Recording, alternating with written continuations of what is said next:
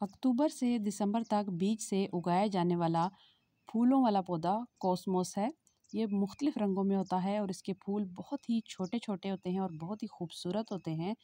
छोटे से पौधे के ऊपर ही इसके बड्स बनना शुरू हो जाते हैं और पौधा जो है वो फ्लावरिंग स्टार्ट कर देता है और इसके फूल काफ़ी काफ़ी दिन तक जो है वो खिले रहते हैं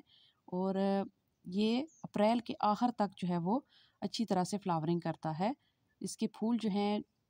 पौधा जब ज़मीन से निकलता है तो 2-3 इंच के पौधे के ऊपर ही इसकी जो है वो कलियां बनना शुरू हो जाती हैं और जब ये फूल ड्राई हो जाते हैं 6 से 7 दिन के बाद, तो इन्हीं फूलों के अंदर इसके बीज मौजूद होते हैं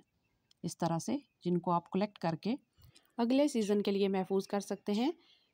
इसके बहुत सारे रंग होते हैं लेकिन मुझे पर्सनली इसका जो पीला रंग है वो बहुत पसंद है। तो यहाँ पे आप देख सकते हैं एक पौधे से आपको 200 से 250 बीज जो हैं वो एक सीज़न में